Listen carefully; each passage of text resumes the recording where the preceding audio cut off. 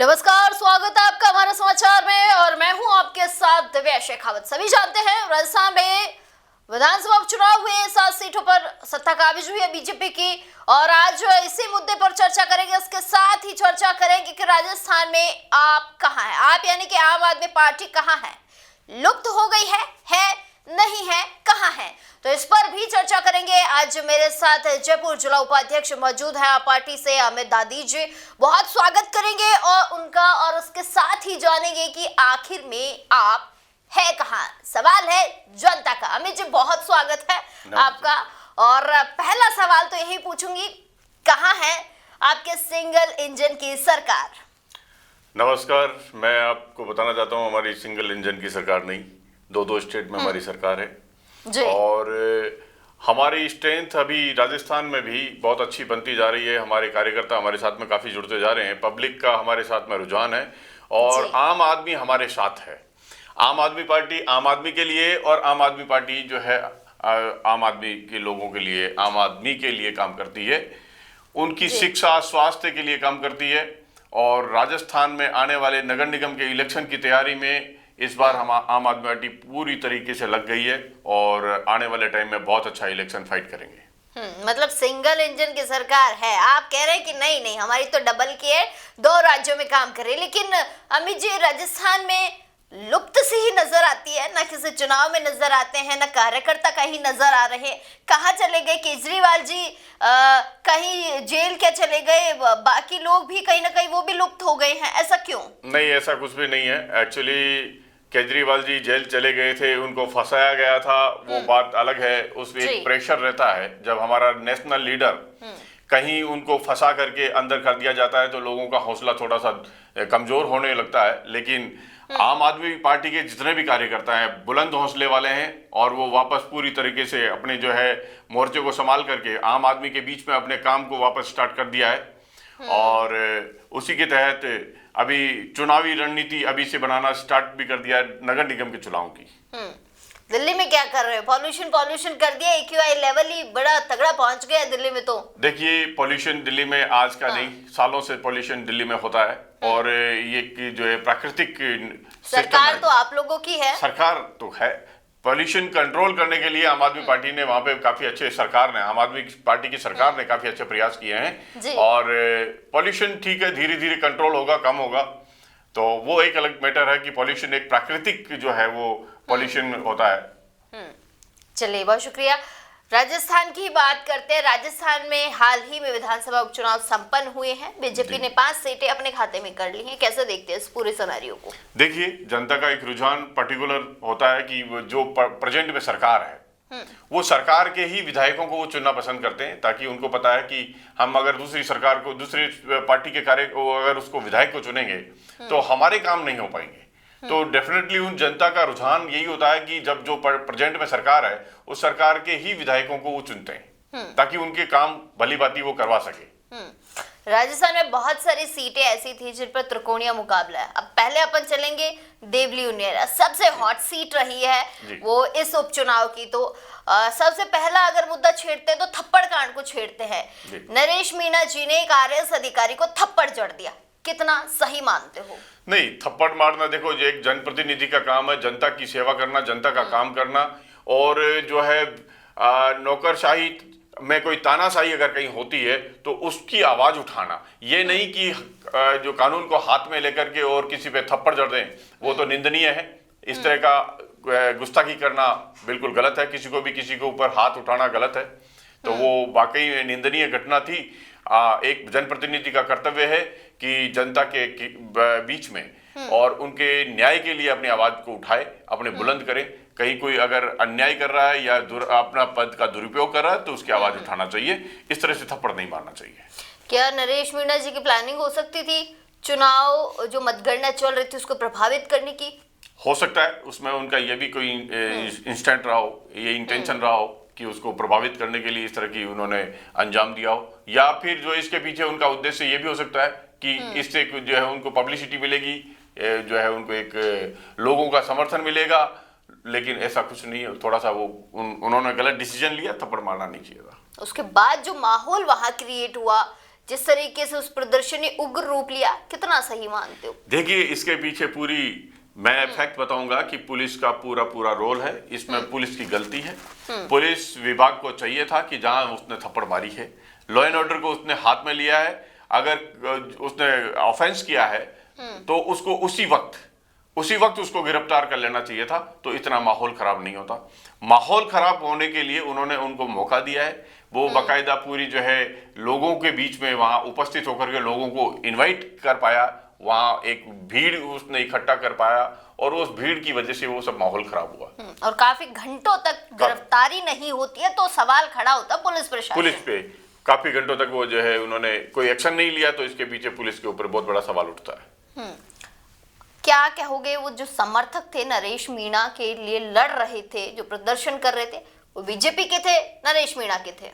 देखिए, वो जो समर्थन जो कर रहे थे वो पर्टिकुलर जो है एक कैंडिडेट की वजह से वहां पे खड़े थे। बीजेपी या कांग्रेस या कोई अन्य उसकी वजह से वहां पे नहीं लोग थे। एक वो उनमें उनके साथ में एक पर्टिकुलर कोई भावनात्मक कहीं रिलेशन उसके साथ में डेवलप हुआ होगा, या उन्होंने लोगों को भीड़ इकट्ठा करी, तो वो भीड़ में कई लोग जो हैं इस तरह के मंजर को अंजाम देने के लिए कुछ लोग वहां पहुंच भी जाते हैं, तो वो इस तरह की कार्रवाई हुई है। अच्छा, ऐसे नेता का, ऐसे जनप्रतिनिधि का भविष्य क्या देखते हो आप? ऐसा जनप्रतिनिधि, ऐसा नेता कभी जनता के लिए कामयाब नहीं हो सकता है। वो एक्चुअली अच्छा नेता नहीं हो सकता है, अच्छा विकासशील नेता नहीं हो सकता है। जो खुद लॉ एंड ऑर्डर को बिगाड़ सकता है, तो वो जनता को क्या मैसेज देगा? लॉ एंड ऑर्डर बिगाड़ने का मैसेज देगा जनता को भी कि वो जनता भी उग्र होकर के इस तरह के लॉ एंड ऑर्डर बिगाड़ेगी। तो इस तरह के जनप्रतिनिधियों का जो है जनता के प्रति कोई अच्छा मैसेज नहीं है। मैसेज तो शायद अच्छा नहीं होगा, लेकिन कहीं ना कहीं वो उपचुनाव में टक्कर तो बड़ी, उन्होंने भी कड़े मुकाबले की, दूसरे नंबर पर रहे हैं। देखिए, टक्कर थी, उपचुनाव में वोट अच्छे लिए, हो सकता है उनको पर्टिकुलर उस कांग्रेस से वो टिकट मांग रहे थे, और टिकट में अगर उनको टिकट मिल जाता था, हो सकता है कि उनकी जीत भी हो जाती, वो अलग मैटर है। लेकिन टिकट नहीं मिला, निर्दलीय चुनाव लड़ा, और निर्दलीय चुनाव लड़ने के बाद में अच्छे वोट भी लिए, लेकिन इतने अच्छे वोट लेने के बावजूद उस कंडीशन में अपने आप की जो एक अच्छा नेता उभर के आता, जो उसने उस थप्पड़ मार करके एक गलत मैसेज दे दिया जनता के बीच में कि इस तरह के गुंडों को हम अगर चांस देंगे, सरकार में लाएंगे, एमएलए बनाएंगे, तो आने वाले टाइम में क्या करेगा? नरेश मीणा गुंडा है, पब्लिसिटी की है नरेश मीणा ने जी। चलिए, इसके आगे बढ़ते हैं कि अगर नरेश मीणा जीत जाते जी, तो कैसा माहौल होता देवली उनियारा का? देखिए, अगर ये थप्पड़ कांड से पहले अगर जीतते तो सोच अलग होती, लेकिन थप्पड़ कांड के बाद में अगर लगता है कि वो जीत जाता, तो शायद हो सकता है वहां का माहौल और भी ज्यादा क्या पता उन्हें पहले ही लग गया हो कि ये सीट उनके हाथ में है ही नहीं। हो सकता है उनको एहसास हो गया हो, पूरा की प्लान रचा हो या खेल किया, वैसा भी हो सकता है। हो सकता है उनको जो है वो वोटिंग जो है उसको इफेक्टिव, इलेक्शन को इफेक्टिव करने के लिए, और वो इस तरह की उन्होंने घटना रची हो।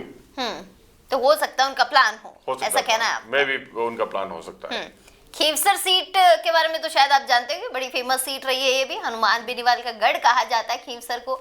देखिए, उनका हनुमान बेनीवाल जी का बड़ा गढ़ है, वहाँ उनका एक वर्चस्व रहा है काफी टाइम तक, पब्लिक के बीच में वो उनका एक रहा भी है। लेकिन सिचुएशन अभी की जो बनी है वो पर्टिकुलर एक जो प्रेजेंट में सरकार है राजस्थान में, स्टेट में, तो जनता का रुख यही होता है कि जहां हमारी सरकार है उसी सरकार का कोई एमएलए हमें बनाना चाहिए, उसी पार्टी का अगर एमएलए होगा तो हमारे काम करवा पाएगा, अदर विपक्ष का कोई एमएलए होगा तो उसका काम नहीं हो पाएगा। तो जनता का रुख यही देख करके, जनता ने यही देखते हुए अपना जो डिसीजन लिया है, वो जो है वहां पे भी, खींवसर में भी इस तरह का। कितना सही मानते हो उस डिसीजन को? देखिए, वो जनता का सोच है, वो उसमें डिसीजन में हम जनता के डिसीजन को हम गलत या सही नहीं बता सकते। कांग्रेस खाता नहीं खोल पाई अपना, रेवंत राम डांगा का जादू चल गया, गमछा घुमा दिया, उन्होंने भी गमछा घुमा दिया, जिस तरीके से डोटासरा गमछा घुमाते हैं, इस बार रेवंत राम डांगा जी ने गमछा घुमाया, और गमछा लोगों ने, मैं कहूंगी कि अच्छा लगा लोगों को वो गमछा घुमाना, कहीं ना कहीं वो उनकी जादूगरी काम कर गई। नहीं, वो ठीक है, लेकिन जनता का निर्णय तो सर्वोपरि होता है। जनता ने डिसीजन कुछ लिया है तो सोच समझ के लिया, इसके पीछे लॉजिक भी जनता का यही होता है कि वो जो है पक्ष वाली जो सरकार है उसी के हम एमएलए बनाए, तो उपचुनावों में रिजल्ट इस तरह के आते हैं। क्या पता हनुमान बेनीवाल जी के पास नया चेहरा होता, जिस तरीके से करीका बेनीवाल जी को अपनी धर्म पत्नी को उन्होंने चुनाव में उतारा, क्या लगता है अगर कोई और चेहरा होता तो सीट ले जाते? नहीं, कुछ भी नहीं कर सकते उसमें, तो वो तो जनता के ऊपर डिपेंड करता है, हम उस पर कुछ नहीं कर सकते। मतलब जनता जनार्दन है, जनता जनार्दन है, जनता ने जो डिसीजन ले लिया, जो सोच लिया उसको वो फाइनल है। हाँ, जनता के अकॉर्डिंग ही चलना चाहिए। जनता जो कह रही है वो बिल्कुल ठीक है, जनता ही अर्श पर ले जा सकती है और जनता ही फर्श पर ला सकती है। वही बनाने वाली ही जनता है, सरकार बनाने वाली जनता है, एमएलए बनाने वाली जनता है, तो जनता का जो डिसीजन है वो सर्वोपरि है। जी जी, बहुत बढ़िया बात है। एक सवाल जानना चाहूंगी, झुंझुनू सीट का भी जिक्र कर लेते हैं, ये भी बड़ी मैं कहूंगी कि फेमस सीट रही है। राजेंद्र भांबू यहाँ से जीत गए हैं और इसके साथ गुड़ा साहब, लाल डायरी का पूरा मुकाबला रहा। क्या लाल डायरी जीत सकती थी यहाँ से? नहीं, लाल डायरी जीतना तो बड़ा टफ था, क्योंकि इस तरह के समीकरण वहां नहीं लग रहे थे। समीकरण जो है वही लग रहे थे कि लाल डायरी तो नहीं पॉसिबल है कि इसको जीत। गुड़ा साहब ने मेहनत बहुत की है। देखिए, गुड़ा साहब ने मेहनत करी है, और एक वो समय होता है, सिचुएशन होती है, जिसके आधार पे कुछ जो है रिजल्ट मिल सकते हैं। अभी समय और सिचुएशन इस तरह की नहीं थी कि उनको रिजल्ट मिलते, और वो सिर्फ लाल डायरी भी जो है रही है, तो वो सिर्फ एक किताबों के अंदर रह गई है कि डायलॉग रह गया लाल डायरी का। आपको पता है क्या लाल डायरी में क्या लिखा है? मुझे जानना है कि लाल डायरी में लिखा क्या है। वो लाल डायरी आज तक बताया कहाँ है? हाँ। वो सिर्फ लाल डायरी नाम दे करके एक सस्पेंस छोड़ दिया पब्लिक के बीच में। लाल डायरी एक सस्पेंस बनाया गया है। अगर उसको उजागर करते, वास्तविकता होती, कुछ सामने आते, तो जनता का भला होता, जनता के अच्छे काम होते। कहीं जो है भ्रष्टाचार हुआ होता तो उस भ्रष्टाचार की पोल खुली होती और उन गुनाहगारों को सजा मिली होती। लेकिन एक लाल डायरी नाम देकर के उन्होंने जो इस तरह का स्कैंडल बना दिया कि एक पब्लिक में एक बीच में इस तरह का वर्ड घुमा दिया कि लाल डायरी। जिस तरह से लोग केवल एक शब्द के पीछे अपना कुछ इतिहास बदलते हैं, अपने समीकरण बदलते हैं। लाल डायरी दे दिया, लाल डायरी में कुछ किया नहीं। आप कुछ जो डायलॉग होते हैं इनके के साथ, बटेंगे तो कटेंगे, तो बटेंगे तो कटेंगे, ठीक बात है। कुछ लोग विरोध करेंगे, साहब कैसे बटेंगे और कैसे कटेंगे, बटेंगे तो कैसे कटेंगे, कैसे बोल दिया। लेकिन वास्तविकता ये है कि बटेंगे तो कटेंगे तो सही बोला है। ये कहाँ है वास्तव में? अगर हिंदू, मुस्लिम, सिख, ईसाई आपस में बटेंगे तो कटेंगे, तो सबको एक होकर के रहना चाहिए। आपस में परिवार के भी लोग दो लोग आपस में अगर बटेंगे तो कटेंगे, नेचुरल बात है। उनका कटेंगे से मतलब अहित होना है। कटेंगे का मतलब अहित मतलब उनका कोई प्रॉफिट नहीं हो सकता। दो परिवार के दो सदस्य आपस में अगर लड़ झगड़ के अलग हो जाते हैं तो उस परिवार का विकास रुक जाता है। ऐसे ही हमारे देश में जाति और धर्मों में ये कुछ लोग बांटते हैं, वो नहीं बंटना चाहिए। जाति और धर्म को सबको एक होना चाहिए। हिंदू, मुस्लिम, सिख, ईसाई आपस में सब रहो भाई भाई, तो इस नारे को बढ़ा करके चलना चाहिए। वास्तविकता है, अगर उनको वो सेंस कहाँ लेते हैं, पर्टिकुलर किसी धर्म पे लेते हैं? नहीं, पूरे धर्मों को एक होकर के चलना चाहिए। एक ही धर्म के साथ में राजनीति के ये इन अड़कंडों में नहीं आना है कि जब वो कौन सी जो है धर्म के लिए बोल रहे हैं, कौन सी जाति के लिए बोल रहे हैं। नेताओं ने ही तो आपस में बांटने का काम किया है जाति और धर्मों में। इन नेताओं ने अपने राजनीतिक स्वार्थ के पीछे। तो मेरा एक ही संदेश है इस आपके चैनल के माध्यम से पूरी जनता के बीच में कि हिंदू, मुस्लिम, सिख, ईसाई आपस में सब रहो भाई भाई, सब मिलजुल करके एक चलो हिंदुस्तानी, हम हिंदुस्तानी हैं और हिंदुस्तान का एक हमारा एक परिवार है। आपने कहा बटेंगे तो कटेंगे, सनातन चल रहा है आजकल, सनातन खेल रहे हैं सभी, तो क्या ये डायलॉग फिट बैठता है सनातन के साथ? देखिए, सब अपने अपने जो है राजनीतिक स्कैंडल जो अपनाते हैं। सनातन ठीक है, सनातन भी जो एक धर्म है। सारे सनातन, ये जो अगर वास्तविकता देखा जाए तो सारे सनातन ही हैं। मुस्लिम भी, अगर आप मुस्लिम की अगर बात करते हैं तो मुस्लिम भी हिंदुओं से, सनातन धर्म से निकले हुए हैं, तो वो भी एक तरीके से सनातन ही है। तो ठीक है, वो एक राजनीतिक इन्होंने मुद्दे बना करके एक इस तरह की अपने वोट बैंक बनाने के लिए अलग जो है वो एक इस तरह के स्कैंडल जो है इस तरह के शब्दों का इस्तेमाल करके और जो है उसको एक रूप देते हैं। किसका प्रोपेगेंडा हो सकता है सनातन? कहां से आया सनातन? अचानक से कहां से आया सनातन? नहीं, देखिए, राम मंदिर बन गया इसके बाद से आया है? देखिए, ये आगे आने वाले टाइम में और कुछ नया आ जाएगा। हर एक समय के बाद में, कुछ समय बाद में कुछ न कुछ नया निकाल के लिए आते हैं। तो इसकी जो है, सनातन तो आज का नहीं है, सनातन तो हजारों साल पुराना है। हजारों साल से सनातन धर्म चल रहा है। तो सनातन इतने सालों से क्यों किसी के बीच में नहीं आया था, आज सनातन आ रहा है। तो ये तो राजनीतिक जो है उनकी राजनीतिक प्लानिंग है, जो जिसको रूप देना चाहते हैं पब्लिक के बीच में। आजकल तो साधु संत भी बड़े बड़े मंचों से कहते हैं सनातन धर्म को साथ लेकर चलिए, जो सनातनी होंगे वही साथ चलेंगे, वही हिंदू राष्ट्र बनाएंगे। क्या क्या कहेंगे इस पे? देखिए, वो जब सनातन धर्म के लोग, अगर सभी जो है कुछ नेताओं ने उसको उजागर किया, एक शब्द दे दिया सनातन धर्म को एक होना चाहिए, तो वो सनातनी है, सारे साधु संत भी सनातनी हैं। और उनकी सोच अपनी वहां अपनी सोच वहां कहीं ठीक है, वो इसलिए सोच उनको वहां पे ठीक बना दी क्योंकि इन लोगों ने उनको डरा दिया है। राजनीति के लिए उन लोगों को डरा दिया है कि भाई आपका जो है ये इस तरह से नुकसान होगा, आप जो है सनातनी सब एक हो जाओ, नहीं तो इस तरह से होने वाला है। जबकि आज कई सालों पहले हम भी छोटे थे, तब भी आस पड़ोस में हमारे यहाँ मुस्लिम भी रहते थे और वो आज भी रहते हैं। कई परिवार अब जो हिंदू मुस्लिम परिवार पास पास में रहते हैं, आपस में क्या उनमें प्रेम भावना नहीं है? आपस में सब में प्रेम भावना है, एक दूसरे के घर जाते हैं, एक दूसरे के त्योहार पे वो अपने सेलिब्रेट करने जाते हैं। तो ये सिर्फ राजनीतिक जो है हथकंडे अपनाए हुए हैं, जो इस तरह से बांटने का काम कर रहे हैं वोट बैंक के लिए। तो ये वो मतलब ये कह सकते हैं कि वोट बैंक लेने का पूरा प्रोपेगेंडा है। ये प्रोपेगेंडा है। किसका हो सकता है प्रोपेगेंडा? बीजेपी का या कांग्रेस का? ये तो बीजेपी का है प्रोपेगेंडा है, कांग्रेस का अलग प्रोपेगेंडा है। दोनों अपने अपने प्रोपेगेंडा लेकर के चलते हैं। विकास के नाम पे ये लोग कोई इस तरह का प्रोपेगेंडा नहीं रचते हैं कि आम आदमी का विकास होना चाहिए, एक गरीब से गरीब व्यक्ति का विकास होना चाहिए, एक गरीब व्यक्ति को अच्छी शिक्षा मिलना चाहिए, एक गरीब व्यक्ति को जो इलाज अच्छा मिलना चाहिए। आपकी तो पार्टी का नाम ही आम आदमी है। देखिए, आम आदमी पार्टी का मेन उद्देश्य गरीबों का, आम आदमियों का विकास करना ही है। और मैं ये फैक्ट बता रहा हूं, ये सबको समझने की जरूरत है। हमारे देश को विकास के लिए सबसे महत्वपूर्ण जो चीज है वो शिक्षा और स्वास्थ्य है। जब तक आम आदमी के बच्चे को अच्छी शिक्षा नहीं मिलेगी, देश विकास नहीं कर सकता है। देश विकास करने में एक एक बच्चे को, आम आदमी के बच्चों को अगर अच्छी क्वालिटी की शिक्षा मिल गई तो देश को विकास करने के लिए किसी नेताओं की जरूरत नहीं पड़ेगी। देश ऑटोमेटिक विकास करेगा कि वो बच्चे जो पढ़ लिख करके आगे बढ़ जाएंगे। आम आदमी के बच्चे इतने स्ट्रेंथ में, क्वांटिटी में बच्चे जो निकल करके आएंगे वही पूरे देश का विकास कर देंगे। क्योंकि वो कई लोग जो है अपने बिजनेस स्टार्ट करेंगे, फॉरेन से वो इकोनॉमी जो है अपने बिजनेस फॉरेन में भी स्टेब्लिश करेंगे, बाहर की करेंसी भी इंडिया में आएगी और इंडिया में भी काफी जो है वो विकास करेंगे। तो आम आदमी के बच्चों को सबसे पहले शिक्षा देना इनका कर्तव्य होना चाहिए, जो आज बीजेपी और कांग्रेस ने दोनों ने मिलकर के इतने सालों में इनका जो है शिक्षा का शेड्यूल खत्म कर दिया।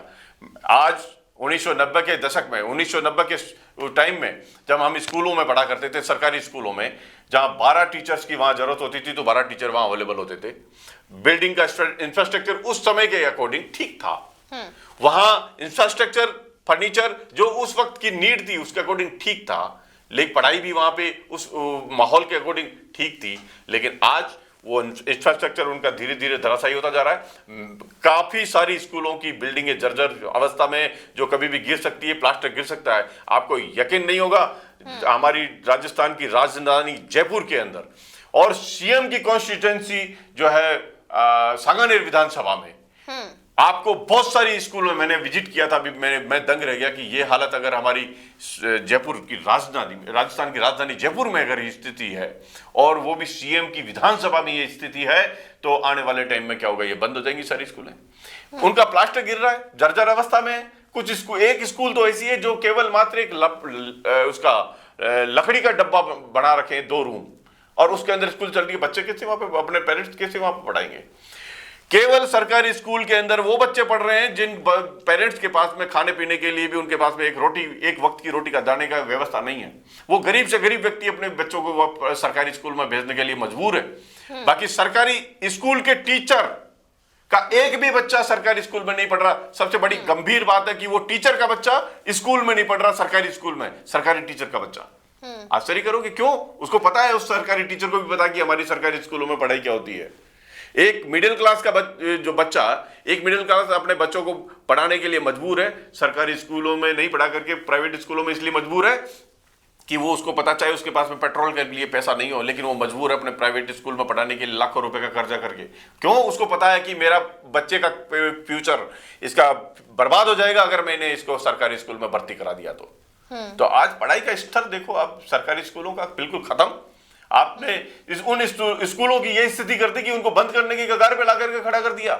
वो ये चाहते हैं कि ये इन स्कूलों को बंद कर दें, कुछ पैसा उन पे लगा करके उनको अच्छा स्कूल बनाया जा सकता था, इंफ्रास्ट्रक्चर डेवलप किया जा सकता था, लेकिन वो नहीं कर रहे। ऐसे ही सरकारी अस्पतालों का भी यही हाल है।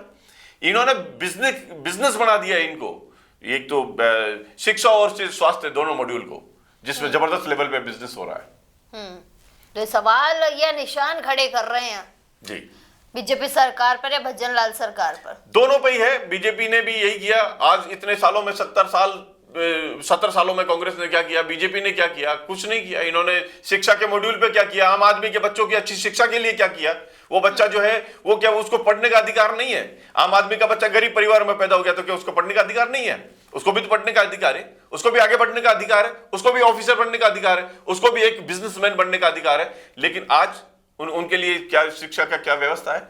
मैं अभी कुछ ही दिनों पहले रेणवाल की तरफ में गया था कोई विजिट पे, तो वहां मैंने कुछ बच्चों को, मैंने अपनी गाड़ी खड़ी करके मैं कुछ बच्चों के साथ में खड़ा हुआ, तो वहां कुछ बच्चे इकट्ठे हुए।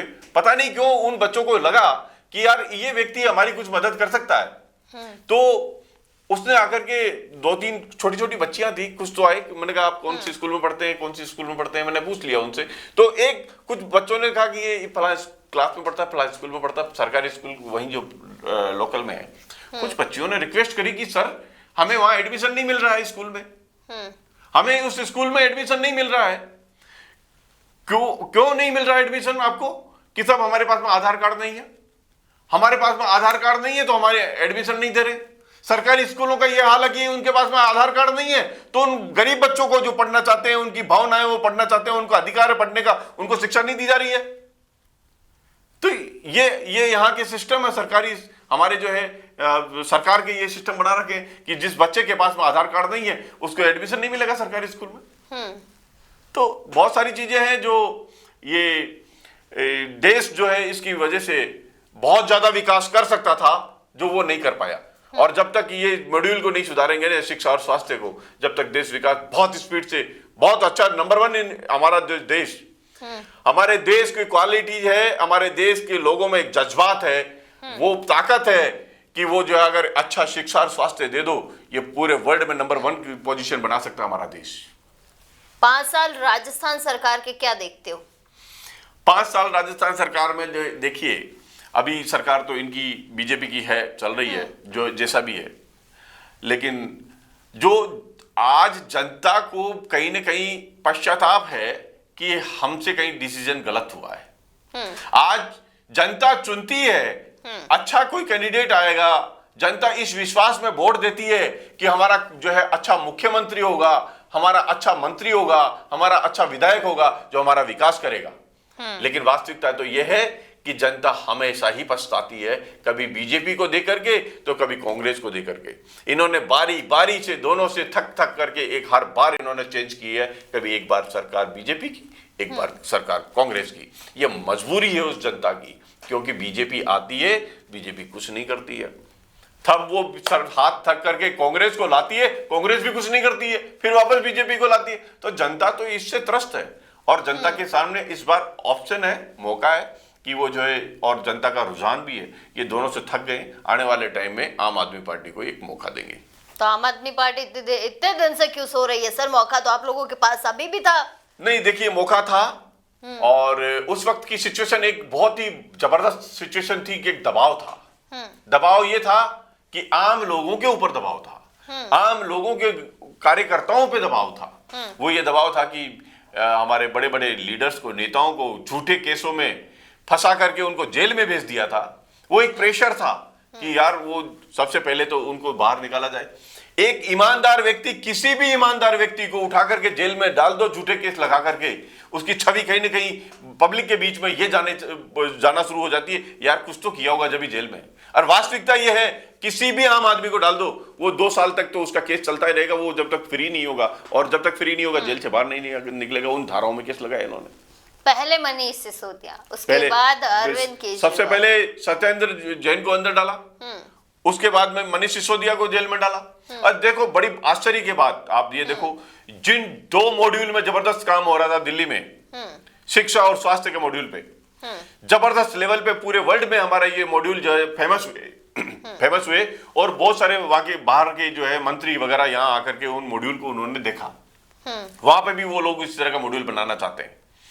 वो एक ऐसा मॉड्यूल बना, जबरदस्त सक्सेसफुल मॉड्यूल बना, जिसको लेकर के बीजेपी में जबरदस्त एक खलबली अंदर से मच गई कि यार ये इनका काम होने से रोको। ये जो आम आदमी पार्टी जो है, ये शिक्षा और स्वास्थ्य का मॉड्यूल इतना जबरदस्त आम जनता के बीच में फैला दिया है, आम जनता को इतनी जबरदस्त राहत मिलने लगी है, आम आदमी के बच्चे अच्छी शिक्षा पाने लगे हैं, अच्छा इलाज होने शुरू कर दिया है, तो इसको रोको, नहीं तो ये जबरदस्त पब्लिसिटी इनकी हो जाएगी और जिंदगी में आम आदमी पार्टी को यहां से हरा नहीं पाएंगे। तो इसलिए सबसे पहले तो उन्होंने सत्येंद्र जैन को, जो चिकित्सा मंत्री थे, उनको अंदर किया। उनको अंदर करने के बाद में फिर मनीष सिसोदिया को अंदर किया, जो शिक्षा मंत्री थे, जिन्होंने जबरदस्त शिक्षा में काम किया, और उसके बाद में इनको केजरीवाल जी को भी अंदर कर दिया। तो इनका केवल और केवल मात्र आम आदमी पार्टी को रोकना था।